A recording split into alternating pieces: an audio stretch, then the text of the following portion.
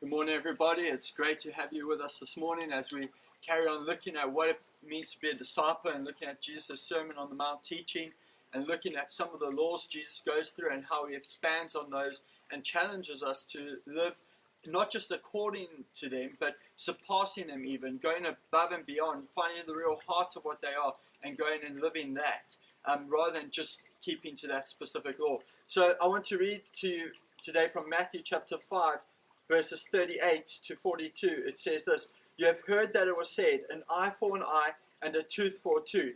But I say to you, do not resist an evil person. But whoever slaps you on your right cheek, turn the other to him also. If anyone wants to sue you and take your shirt, let him have your coat also. Whoever forces you to go 1 mile, go with him 2. Give to him who asks of you, and do not turn away from him who wants to borrow from you."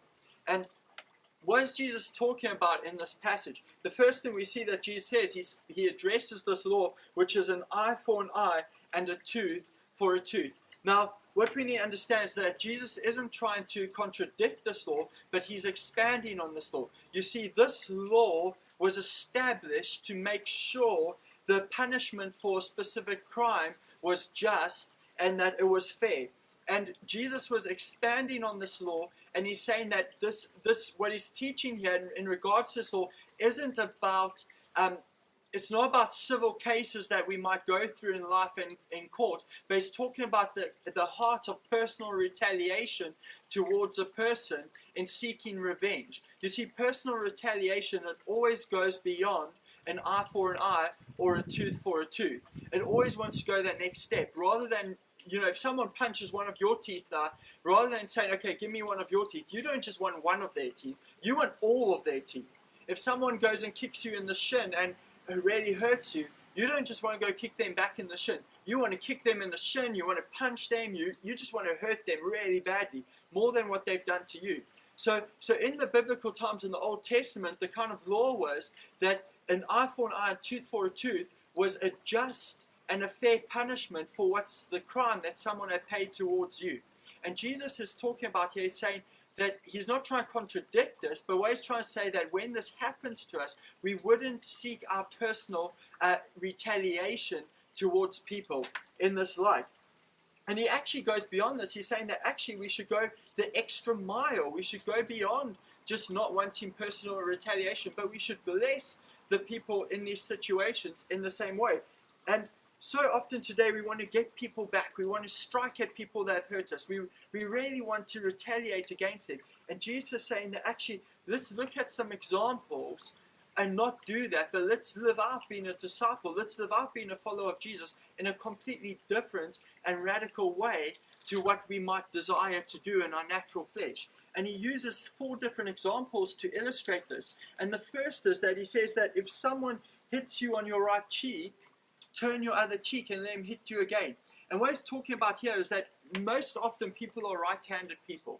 And if a right-handed person, if you really smack someone with your right hand, generally you would be hitting them on their left cheek. You wouldn't be hitting them on their right cheek because they would face opposite to you and you'd hit them with your right.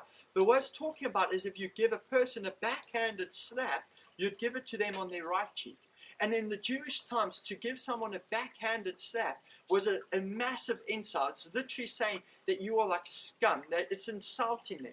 And Jesus is saying, don't allow yourself to a point of retaliation that you want to insult that person back. But go beyond that retaliation. Go beyond trying to insult that person and turn your other cheek and let them hit you there also. So don't want to retaliate and insult them back when they insult you. The next illustration he uses, he says, when someone sues you for your shirt, give them your cloak also. Now, within those times, what people would often wear is they would wear what we'd call a tunic or a shirt, which was an undergarment, and on top of that, they would wear a cloak that would keep them warm. And what they were saying is so often people, they wouldn't sue the person for the cloak because that's what kept them warm. They would sue them for their undergarment, which was their shirt. And Jesus was saying that if someone comes to you and they sue you for your shirt, don't just give them your shirt, but go the extra mile and give them your cloak also. Just give it over to them and give them the extra, more than they're asking of you. And then he goes on with a third, and he says that if someone compels you to go 1 mile, go the extra mile. And what he's talking about here is that in those times there would be Roman soldiers, and the Roman soldiers would walk along the roads and they would carry their packs. And because the Jews were living within a Roman province, the Roman soldiers had authority to ask the Jews to carry their pack for 1 mile. But they were only allowed to ask them to carry their pack for 1 mile. So the Jews hated this. They couldn't stand the Roman soldiers asking them to do this. And actually, at one point, they even revolted against the Roman soldiers, asked them to do this and against this law. And they actually got persecuted and beaten, and many were killed. So they had to carry this pack for 1 mile. But they would often do it with a begrudging spirit, a spirit of anger, a spirit of hatred. And as soon as they got to that 1 mile mark, which in those days was measured with 1,000 steps, so they'd have to walk 1,000 steps with this pack, what they would do is they would drop it right there, and the Roman soldier would have to pick it back up and carry it himself until they found someone else to carry it. And what Jesus was saying here is saying, when this Roman soldier comes to you and he gives you this pack, and he puts it on your back, and he asks you to walk 1 mile with it, don't just take it 1 mile, but go the extra mile. Don't begrudge him for what he's doing to you, but rather serve him out of a spirit of and an attitude of what Christ would have, and go that extra mile for him. Carry it that extra 1,000 steps, and then give it back to him. And in that, you're going to shine and be a disciple and display who Christ is. And then the last situation Jesus talks about there, he says, and give to him who asks of you, and do not turn away from the one who wants to borrow from you. And this is often talking about in terms of lending money or a loan or borrowing someone something. And so often in those days, what would happen is people, there would be a term where in the 7th year, people's debt was written off.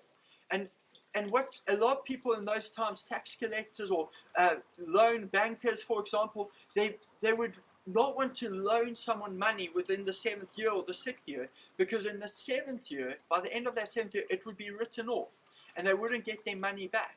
And Jesus is saying here, he's saying that it doesn't matter when it is, what the situation is. If someone comes to you and desires and asks for that loan, then we should lend to them, even regardless of whether or not we're going to receive it back. And what Jesus is really talking about in all these situations, he's addressing things that could be offending situations. You see, if someone gives you a backhanded slap, they are offending you. And if someone asks you for your tunic, it could be an offending situation, because you might not have done anything wrong, but they are suing you for it, so you feel offended by it. If someone compels you to go 1 mile, the Jews felt offended in that situation. So it's another offending situation on someone. Asking someone for money, it's a situation where maybe someone could take offense. So what Jesus is talking about offending situations that we face in life and our response to them, and not allow ourselves to retaliate to them. So my question is for us this morning, our challenge for us is this: what situations are there in our lives right at this moment that we are taking offense to? And do we desire to retaliate against those people that we are offended by? Or are we actually going the extra mile? You see, in most of these situations, the people going this extra mile meant that those people received a blessing. The person that got to slap you on the cheek, they never got slapped back. They received a blessing. That person who got given your cloak as well as your tunic or your shirt, they received an extra blessing.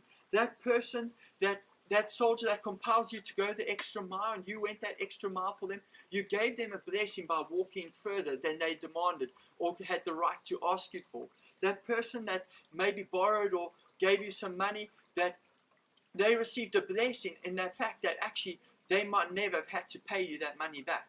And what God is saying here is he's saying that do not be offended by people or take offense in the situation that causes us to retaliate. But let our actions display the attitude of who Christ is, and let it go the extra mile, even to the point that that person who's offended us receives a blessing.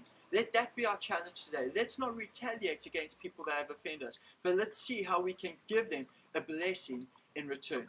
Thank you for watching. I pray that you have a great day, and please join us tomorrow morning. Thank you very much.